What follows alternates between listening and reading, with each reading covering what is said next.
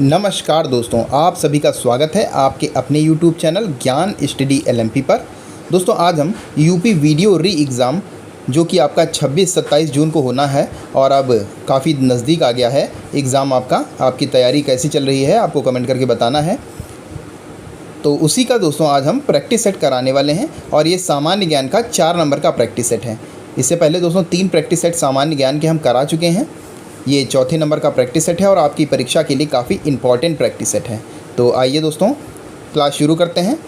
उससे पहले दोस्तों अगर आप चैनल पर पहली बार आए हैं तो चैनल को सब्सक्राइब कर लें, साथ में बेल आइकन को अंडर प्रेस कर लें जिससे डेली की डेली जो हमारी क्लास होती है उसकी जानकारी आपको मिल सके। तो अब दोस्तों आइए आज के इस प्रैक्टिस सेट को हल करते हैं। आज का हमारा पहला प्रश्न है, निम्नलिखित में से कौन ब्रेंट इंडेक्स से संबंधित है? ऑप्शन है आपके कच्चे तेल की कीमतें, बी ऑप्शन में है तांबे की भविष्य की कीमतें, सी ऑप्शन में है सोने की भविष्य की कीमतें और डी ऑप्शन में शिपिंग दर सूचकांक।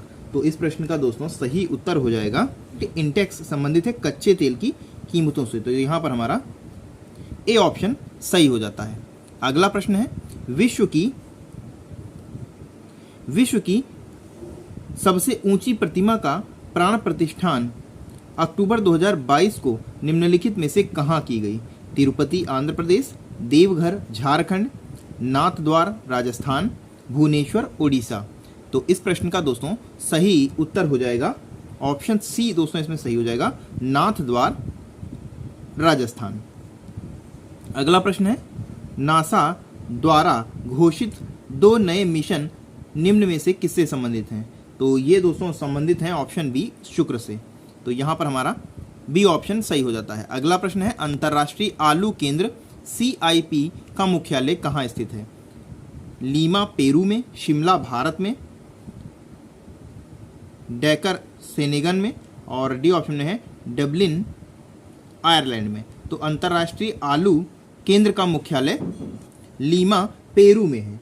तो यहाँ पर हमारा ए ऑप्शन सही हो जाता है। यहीं पर अगर भारतीय आलू संस्थान की बात की जाती तो शिमला इसका सही जवाब हो जाएगा।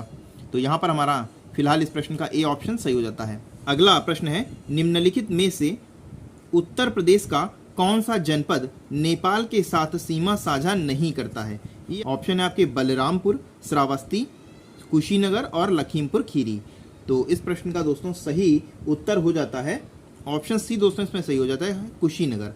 बाकी तीनों की ही सीमाएं नेपाल से साझा करती हैं। अगला दोस्तों प्रश्न है, मोनोक्लाइमैक्स एकल चरम सिद्धांत का प्रतिपादन किसने किया? 4 दोस्तों ऑप्शन आपके सामने दिए हुए हैं, आपको बताना है इनमें से कौन सा सही है। तो इसमें सही उत्तर हो जाएगा FE क्लेमेंट्स।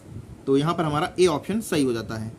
7 नंबर का प्रश्न है, भारत में निम्नलिखित में से किसे एक जैविक विविधता हॉट स्पॉट माना जाता है? अरावली पहाड़ियाँ, पश्चिमी घाट, पूर्वी घाट, सिंधु गंगा मैदान। तो इस प्रश्न का दोस्तों सही उत्तर हो जाएगा ऑप्शन बी दोस्तों, यहाँ पर सही हो जाएगा पश्चिमी घाट। तो यहाँ पर बी ऑप्शन सही हो जाता है। अगला प्रश्न है, हाल ही में कहाँ पर संत कबीर अकादमी और अनुसंधान केंद्र का उद्घाटन किया गया? पटना, भोपाल, वाराणसी, मगहर। तो इस प्रश्न का दोस्तों सही उत्तर हो जाएगा मगहर। तो यहाँ पर हमारा डी ऑप्शन सही हो जाता है। अगला दोस्तों प्रश्न है, निम्नलिखित में से किस द्वीप को वांद्रे की भूमि के रूप में माना जाता है? क्यूबा, जावा, सुलावेसी, मिंडानाओ। तो इस प्रश्न का दोस्तों सही उत्तर हो जाएगा मिंडानाओ। तो यहाँ पर हमारा डी ऑप्शन सही हो जाता है। अगला प्रश्न है, विश्व खाद्य सुरक्षा दिवस कब मनाया जाता है? 10 जून, 9 जून, 8 जून, 7 जून। तो इस प्रश्न का दोस्तों सही उत्तर हो जाएगा 7 जून। विश्व खाद्य सुरक्षा दिवस 7 जून को मनाया जाता है। अगला प्रश्न है, मकड़ियों द्वारा उत्पादित रेशम क्या कहा जाता है? रेशम क्या कहलाता है? तो ये दोस्तों कहलाता है मूंगा रेशम। तो यहां पर हमारा सी ऑप्शन सही हो जाता है। आइए दोस्तों अगले प्रश्न पर चलते हैं। अगला दोस्तों प्रश्न है, तमरिया जनजाति भारत के निम्नलिखित में से किस राज्य में पाई जाती है? पश्चिम बंगाल, राजस्थान, झारखंड, मध्य प्रदेश। तो ये दोस्तों पाई जाती है झारखंड में। तो यहां पर हमारा सी ऑप्शन सही हो जाता है। अगला प्रश्न है, कहां पर राष्ट्रीय जनजाति अनुसंधान संस्थान का उद्घाटन किया गया? कानपुर, लखनऊ, दिल्ली, छत्तीसगढ़। तो इस प्रश्न का दोस्तों सही उत्तर है दिल्ली में। तो यहां पर हमारा सी ऑप्शन सही हो जाएगा। अगला प्रश्न है, पारंपरिक लोक नृत्य भांड पत्थर किस राज्य केंद्र शासित प्रदेश से संबंधित हैं? जम्मू कश्मीर, गुजरात, उत्तर प्रदेश, असम। तो इस प्रश्न का दोस्तों सही उत्तर हो जाएगा ऑप्शन ए सही हो जाएगा, जम्मू और कश्मीर। अगला प्रश्न है, हाल ही में भारतीय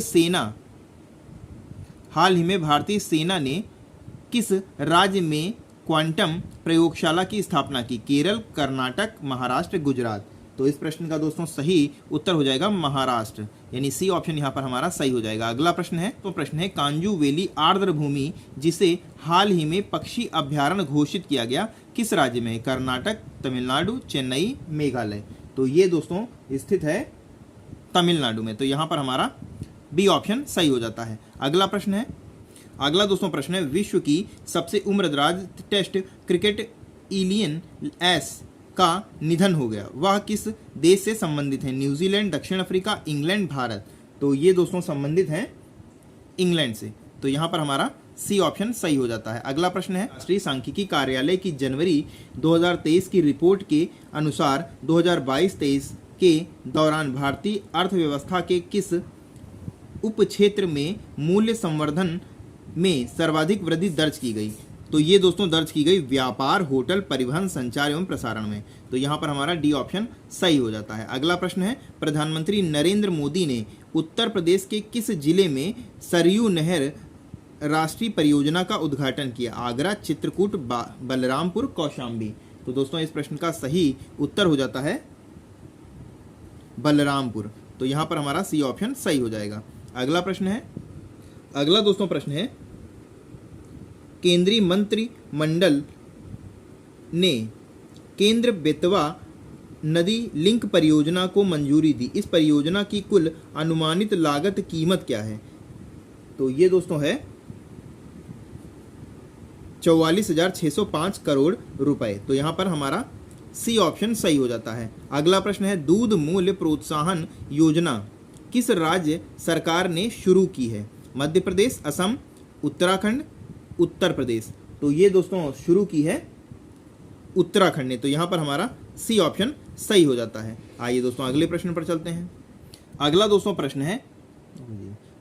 प्रश्न है, भारत और किस देश के साथ संप्रति एक्स संयुक्त सैन्य प्रशिक्षण अभ्यास किया गया? नेपाल, भूटान, बांग्लादेश, चीन। तो ये दोस्तों किया गया बांग्लादेश के साथ। तो यहाँ पर हमारा सी ऑप्शन सही हो जाता है। अगला प्रश्न है, चर्चा में रहा बक्सा टाइगर रिजर्व किस राज्य में स्थित है? बिहार, पश्चिम बंगाल, छत्तीसगढ़, झारखंड। तो ये दोस्तों स्थित है पश्चिम बंगाल में। तो यहाँ पर हमारा बी ऑप्शन सही हो जाता है। अगला प्रश्न है, नाट्यांजलि नृत्य महोत्सव किस देवता को समर्पित है? भगवान विष्णु, भगवान ब्रह्मा, भगवान गणेश, भगवान शिव। तो ये दोस्तों भगवान शिव को समर्पित है। तो यहाँ पर हमारा डी ऑप्शन सही हो जाता है। अगला प्रश्न है, राष्ट्रीय नींबू वंशीय फल अनुसंधान केंद्र कहाँ स्थित है? तो ये दोस्तों स्थित है नागपुर में। तो यहाँ पर हमारा सी ऑप्शन सही हो जाता है। अगला प्रश्न है, प्रेस योजना किस राज्य से संबंधित है? गुजरात, उत्तर प्रदेश, मणिपुर, तमिलनाडु। तो ये दोस्तों संबंधित है गुजरात से। तो यहाँ पर हमारा ए ऑप्शन सही हो जाता है। अगला प्रश्न है, भारत का पहला अंतर्राष्ट्रीय महिला व्यापार केंद्र कहाँ स्थापित किया गया? ओडिशा, गुजरात, केरल, गोवा। तो ये दोस्तों स्थापित किया गया केरल में। तो यहाँ पर हमारा सी ऑप्शन सही हो जाता है। अगला प्रश्न है, भारत के बाहर पहला योग विश्वविद्यालय कहाँ खोला गया? संयुक्त राज्य अमीरात, लॉस एंजिल, सिंगापुर, फ्रांस। तो ये दोस्तों खोला गया है लॉस एंजिल अमेरिका में। तो यहाँ पर हमारा बी ऑप्शन सही हो जाता है। अगला प्रश्न है, देश का पहला वाटर प्लस शहर किसे घोषित किया गया? बेंगलुरु, चेन्नई, इंदौर, सूरत। तो इसका दोस्तों सही उत्तर हो जाएगा, ये दोस्तों इंदौर खोला गया है। तो यहाँ पर हमारा बी ऑप्शन सही हो जाएगा। अगला दोस्तों प्रश्न है, पारिस्थितिकी विज्ञान में ऊर्जा मापने की इकाई है? जूल, ऊष्मा, गति, शक्ति। तो इस प्रश्न का दोस्तों सही उत्तर हो जाएगा जूल। ऊर्जा मापने की इकाई जूल है, तो यहाँ पर ए ऑप्शन सही हो जाता है। अगला प्रश्न है, अगला दोस्तों प्रश्न है 127वां संविधान विधेयक 2021 संसद द्वारा पारित कर दिया गया, यह किससे संबंधित है? ऑप्शन है आपके, ए ऑप्शन में सामान्य वर्ग के आर्थिक रूप से कमजोर वर्ग के लोगों को 10% आरक्षण देने से, बी ऑप्शन में है अनुसूचित जाति एवं जनजाति के आरक्षण से, सी ऑप्शन में है राज्य तथा केंद्र शासित प्रदेश को अपनी ओबीसी बनाने के अधिकार से, और डी ऑप्शन में छठी अनुसूची से संबंधित प्रावधानों में संशोधन के लिए। तो इस प्रश्न का दोस्तों सही उत्तर है ऑप्शन सी दोस्तों, इसमें सही हो जाएगा। अगला प्रश्न है दोस्तों, प्रश्न है दक्षिण अफ्रीका में महात्मा गांधी द्वारा प्रकाशित पत्रिका का नाम क्या था? तो दक्षिण अफ्रीका में प्रकाशित पत्रिका का नाम था इंडियन ओपिनियन। तो यहाँ पर हमारा बी ऑप्शन सही हो जाता है। अगला प्रश्न है उस देश को इंगित कीजिए जहां से होकर ब्रह्मपुत्र नदी नहीं गुजरती है? चीन, म्यांमार, भारत, बांग्लादेश। तो इसका दोस्तों सही उत्तर हो जाएगा ऑप्शन बी दोस्तों, इसमें सही हो जाएगा म्यांमार। बाकी चीन, भारत और बांग्लादेश से ब्रह्मपुत्र नदी निकलती है। अगला दोस्तों प्रश्न है कंप्यूटर का नियंत्रक भाग कहलाता है? तो कंप्यूटर का नियंत्रक भाग सीपीयू कहलाता है, तो यहाँ पर हमारा बी ऑप्शन सही हो जाता है। अगला प्रश्न है निम्नलिखित में से किस गैस को मार्स गैस के नाम से जाना जाता है? तो मार्स गैस के नाम से जाना जाता है मीथेन को, तो यहाँ पर बी ऑप्शन हमारा सही हो जाता है। अगला प्रश्न है कूका आंदोलन को किसने संगठित किया था? गुरु गोविंद सिंह, गुरु नानक, गुरु राम सिंह, गुरु रामदास। तो कूका आंदोलन को संगठित किया था गुरु राम सिंह ने, तो यहाँ पर सी ऑप्शन हमारा सही हो जाता है। अगला प्रश्न है कथकली नृत्य रूप किस राज्य से संबंधित है? केरल, मणिपुर, उत्तर प्रदेश, आंध्र। तो कथकली नृत्य केरल से संबंधित है, तो यहाँ पर हमारा ए ऑप्शन सही हो जाता है। अगला प्रश्न है उद्योग के विकास तथा औद्योगिकरण की रणनीति किस योजना का अंग है? चतुर्थ, तीसरी, सातवीं, द्वितीय। तो इस प्रश्न का दोस्तों सही उत्तर हो जाएगा द्वितीय, तो यहाँ पर हमारा डी ऑप्शन सही हो जाता है। अगला प्रश्न है गोद प्रथा पर प्रतिबंध लगाने वाला गवर्नर कौन था? Hardinge, Dalhousie, Bentinck, Wellesley. तो ये था दोस्तों डलहौजी, तो यहाँ पर हमारा बी ऑप्शन सही हो जाता है। अगला प्रश्न है साबुन के द्वारा सतहों को साफ करने का सिद्धांत आधारित है? पृष्ठ तनाव पर, प्लवन पर, प्रत्यास्थता पर, श्यानता पर। तो इस प्रश्न का दोस्तों सही उत्तर हो जाएगा पृष्ठ तनाव पर, तो यहाँ पर हमारा ए ऑप्शन सही हो जाता है। अगला प्रश्न है 18,000 करोड़ की बोली लगाकर किस कंपनी ने एयर इंडिया को खरीद लिया है? तो ये दोस्तों खरीदा है टाटा ग्रुप ने, तो यहाँ पर हमारा डी ऑप्शन सही हो जाता है। अगला प्रश्न है भारत की जनगणना 2011 के आंकड़ों के आधार पर निम्नलिखित में से किस एक की जनगणना न्यूनतम है? चंडीगढ़, पांडुचेरी, मिजोरम, सिक्किम। तो इस प्रश्न का दोस्तों सही उत्तर हो जाएगा सिक्किम, तो यहाँ पर हमारा डी ऑप्शन सही हो जाता है। अगला दोस्तों प्रश्न है भारतीय संविधान की प्रस्तावना सभी भारतीय नागरिकों को निम्नलिखित में से कौन सा एक उपलब्ध कराने के लिए वायदा नहीं करती है? राजनीतिक न्याय, बी ऑप्शन में सामाजिक न्याय, सी ऑप्शन में पूजा की समानता और डी ऑप्शन में विचारों की स्वतंत्रता। तो इस प्रश्न का दोस्तों सही उत्तर हो जाएगा पूजा की समानता, तो यहाँ पर हमारा सी ऑप्शन सही हो जाएगा। अगला प्रश्न है कौन सी पंचवर्षीय योजना केवल 4 वर्ष की थी? 5वीं, चौथी, 7वीं, तीसरी। तो 4 वर्ष की पंचवर्षीय योजना थी 5वीं, तो यहाँ पर हमारा ए ऑप्शन सही हो जाता है। अगला प्रश्न है भारत में पहली स्मार्ट हेल्थ कार्ड योजना किस राज्य में शुरू की गई? असम, गोवा, उत्तर प्रदेश, उड़ीसा।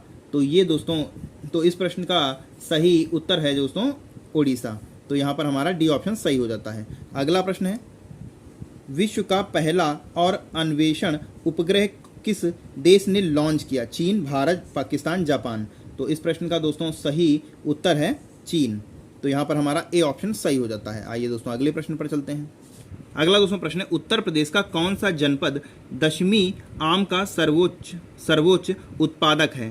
प्रतापगढ़, वाराणसी, लखनऊ, मेरठ। तो इस प्रश्न का दोस्तों सही उत्तर है ऑप्शन सी, लखनऊ। अगला दोस्तों प्रश्न है, इनमें से कौन सा युग्म सुमेलित नहीं है? विंध्याचल मिर्जापुर, देवा शरीफ बाराबंकी, हस्तिनापुर मेरठ और डी ऑप्शन है श्रृंगेश्वर अयोध्या। तो इस प्रश्न का दोस्तों सही उत्तर है श्रृंगेश्वरी अयोध्या। अगला दोस्तों प्रश्न है, मोतीलाल नेहरू बाल संग्रहालय कहाँ स्थित है? लखनऊ, वाराणसी, प्रयागराज, मेरठ। तो इस प्रश्न का दोस्तों सही उत्तर है लखनऊ। तो यहाँ पर हमारा ए ऑप्शन सही हो जाता है। 50 नंबर का प्रश्न है और आज का हमारा अंतिम प्रश्न है, उत्तर प्रदेश के प्रथम राज्यपाल कौन थे? V K. Reddy, K M. Munshi, Sarojini Naidu, V V. Giri. तो इस प्रश्न का दोस्तों सही उत्तर है सरोजिनी नायडू। तो यहाँ पर हमारा सी ऑप्शन सही हो जाता है। तो दोस्तों आज के लिए बस इतना ही। कैसी लगी आज की क्लास आपको कमेंट करके बताना है और साथ में ये भी बताना है आज के इन 50 प्रश्नों में आपके कितने प्रश्न सही थे। इससे दोस्तों आपको ही पता चलेगा कि आपकी तैयारी कैसी चल रही है। तो इसी के साथ दोस्तों आज की क्लास समाप्त करते हैं। मिलते हैं अगली क्लास में, तब तक के लिए नमस्कार, जय हिंद, जय भारत।